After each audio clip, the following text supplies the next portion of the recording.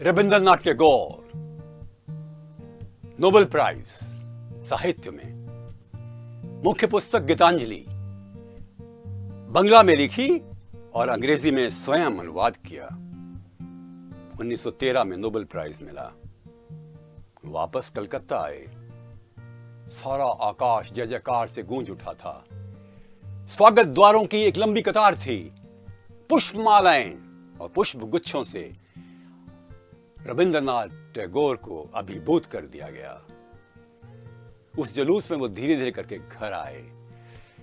लोगों का आना जाना लगा हुआ था। तांता था एक भीड़ का।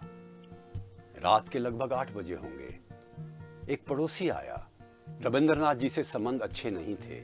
पड़ोसियों के हो जाते हैं कई बार आपस में ऐसे संबंध, पर फिर भी बधाई देने आया।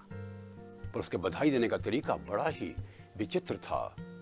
बोला, आगे रविंद्रनाथ, नाम किया तुमने बंगाल का, हिंदुस्तान का, एशिया का सबसे पहले नोबेल प्राइज प्राप्त करके। हमने भी तुम्हारी गीतांजलि पढ़ी है जिसमें लिखा है कि ईश्वर सब जगह है। आकाश में, धरती में, प्रकृति में, पत्तों में, फूलों में, पशुओं में, मानव में, बच्चों में, हर सांस में ईश्वर है। मैं तुमसे एक सवाल पूछना चाहता हूं रविंद्रनाथ, क्या तुम मुझ में ईश्वर देख सकते हो? रविंद्रनाथ को इस प्रश्न की कोई भी किसी प्रकार से अपेक्षा नहीं थी। वो हक्के बक्के हो गए, चुप हो गए। क्या जवाब दूं? मौका मिल गया मित्र को, पड़ोसी मित्र को। अरे रविंद्रनाथ, क्यों जवाब देने की कोशिश करते हो? मुझे पता है तुम क्या कहोगे, मैं नहीं हूं ना इस लायक।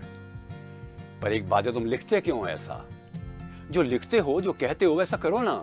अरे मैं तो बधाई देने आया था, नमस्कारम, और चल दिया। ये 1 मिनट की घटना रविंद्रनाथ को पूरी तरह से उद्वेलित कर गई, आंदोलित कर गई। लोग आए गए, पता ही नहीं चला। ध्यान तो उसी प्रश्न पर था, क्या तुम मुझ में ईश्वर देख सकते हो? रात को नींद भी अच्छी तरह से नहीं आई। थोड़े घंटे सोए होंगे, 2 घंटे। सवेरे उठकर समुद्र के किनारे घूमने जाते थे। चल दिए आज कई दिनों के बाद। अकेले थे। विशाल, व्यापक, विस्तृत, विराट सागर, उस पर सूर्य की सुनहरी रश्मियां। हृदय को उत्फुल्लता आनी चाहिए ना। पर रविंद्रनाथ का मन तो उलझन में था। एक ही प्रश्न बार बार उनको परेशान कर रहा था, क्या तुम मुझ में ईश्वर देखते हो? अंदर से आवाज आती, कैसे देख सकते हैं उसको, ईश्वर वो ऐसा लायक ही नहीं है। दूसरी ओर एक और आवाज आती, तो फिर तुमने लिखा क्यों कि ईश्वर सब में है?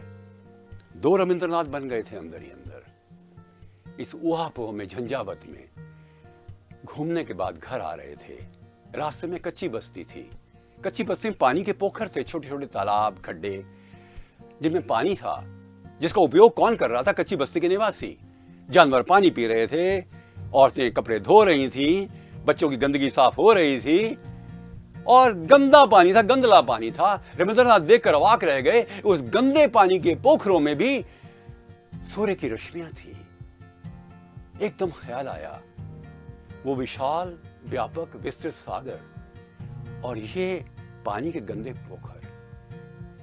सूर्य पक्षपात नहीं कर रहा, अपनी रश्मियां सबको दे रहा है, तो मैं पक्षपात क्यों करूं? मैं भी नहीं करूंगा, मैं देख सकता हूं उसमें ईश्वर। तेजी से अपने मित्र के घर जाने लगे।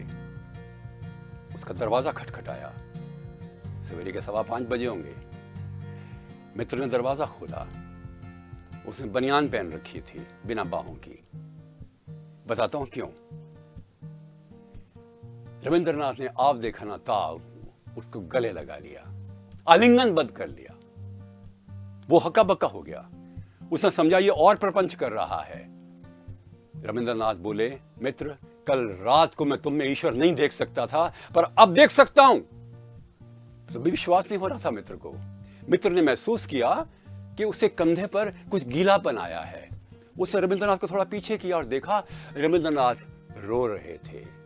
उनकी आंखों से अश्रुधारा बह रही थी, और ये अश्रु ही थे। उसको विश्वास हो गया कि ये पश्चाताप के आंसू हैं, ये परिवर्तन के आंसू हैं। उसने भी गले लगा लिया।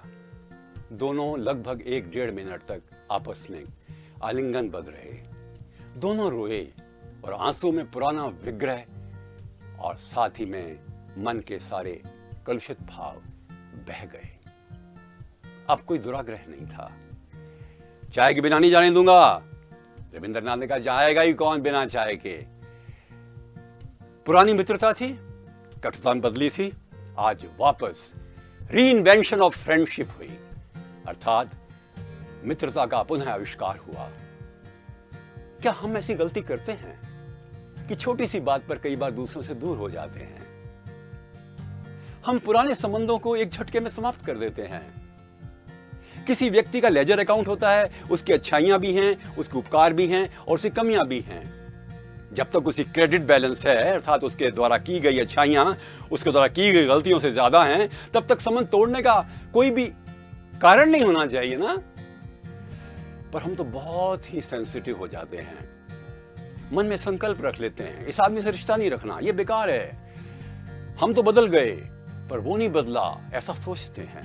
हर इंसान बदलता है। हम बच्चों के साथ भी व्यवहार अच्छा करते हैं, पति पत्नी भी अपने आप को बदल डालते हैं, कभी गलती हो जाए तो। माता पिता के साथ व्यवहार अच्छा होता है, मित्रों के साथ होता है, और इसलिए हमें पुरानी स्मृतियों को किसी प्रकार से मन में अधिक स्थान नहीं देना चाहिए।